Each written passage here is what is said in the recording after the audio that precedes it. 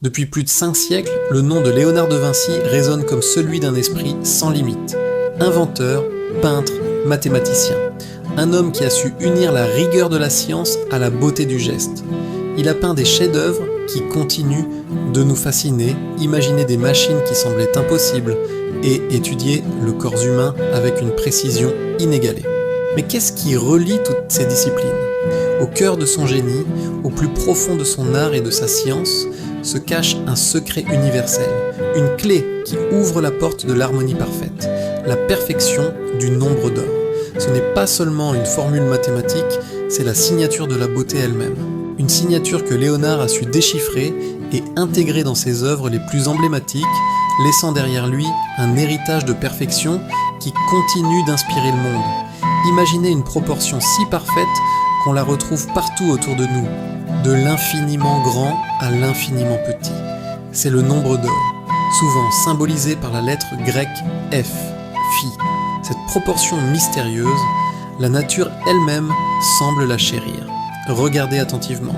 On la voit dans l'agencement des pétales d'une fleur, dans les spirales hypnotiques d'un coquillage, dans la structure d'un flocon de neige et même dans les bras majestueux d'une galaxie lointaine. C'est comme si l'univers entier était construit sur cette règle d'harmonie invisible. Léonard de Vinci, en observateur passionné du monde, a été l'un des premiers à comprendre cette vérité profonde. Pour lui, la beauté n'était pas un simple hasard, le fruit d'une inspiration fugace. Non, la beauté était une équation, une science précise où chaque élément trouve sa place idéale. Comment Léonard a-t-il concrètement appliqué ce principe dans son travail ? Prenez son célèbre dessin, L'homme de Vitruve. Ce n'est pas juste une illustration anatomique, c'est une démonstration magistrale où il inscrit la géométrie parfaite du corps humain à l'intérieur d'un cercle et d'un carré, symbolisant l'union entre le terrestre et le divin. Le nombril, centre du cercle, et les parties génitales, centre du carré, sont positionnés selon le nombre d'or. Et que dire de la Joconde ? Son visage, si énigmatique, est entièrement structuré autour de cette proportion divine. La distance entre ses yeux, la longueur de son nez, la forme de son menton, tout est calculé pour créer une harmonie visuelle qui captive le regard. Dans ses œuvres, chaque trait, chaque courbe n'est pas laissé au hasard.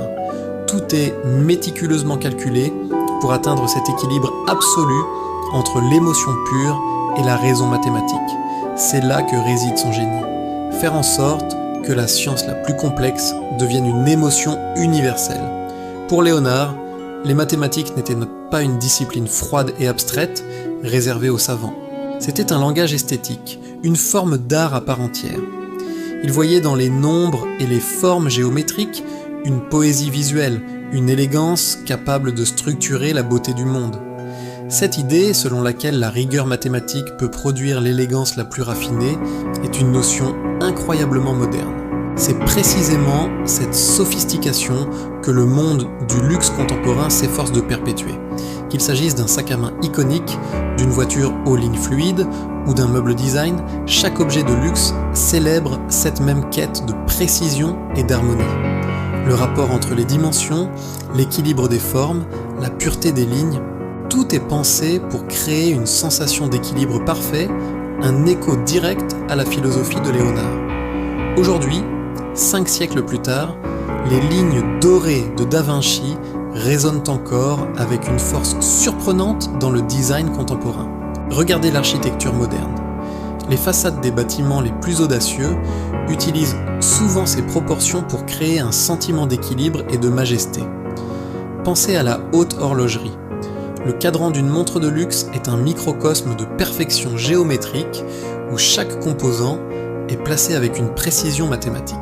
Dans les ateliers d'artisanat d'exception, où des mains expertes façonnent des matériaux précieux, ou dans les créations d'art patrimonial qui marient tradition et innovation, le nombre d'or continue d'inspirer la recherche de la perfection.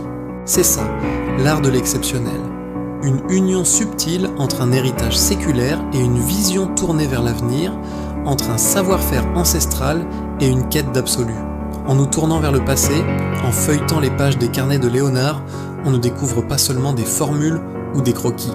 On découvre une leçon de vie. En observant le monde avec une curiosité insatiable, Léonard nous a appris que la beauté n'est pas une destination, mais une quête infinie. C'est un dialogue constant entre l'observation de la nature et la créativité humaine.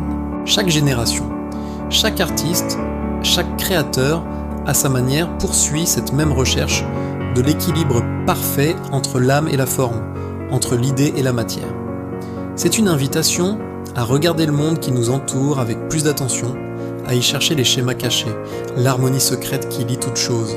Finalement, Léonard de Vinci n'a pas seulement dessiné des lignes sur du papier, il a tracé un chemin vers l'intemporel. Son héritage n'est pas fait de pierre ou de bronze, mais d'une idée puissante, celle que l'union de l'art et de la science peut nous mener vers une forme de perfection universelle. Un héritage qui continue de guider et d'inspirer les rêveurs, les artistes, les designers et tous les amateurs d'élégance à travers le monde. Il nous a montré que le génie, c'est peut-être simplement la capacité de voir la beauté là où d'autres ne voient que le chaos et de la transformer en une œuvre éternelle. Et merci d'avoir regardé. Si cette plongée dans l'univers de Léonard de Vinci vous a plu, n'hésitez pas à laisser un pouce bleu, à partager cette vidéo et à vous abonner pour ne pas manquer nos prochaines explorations.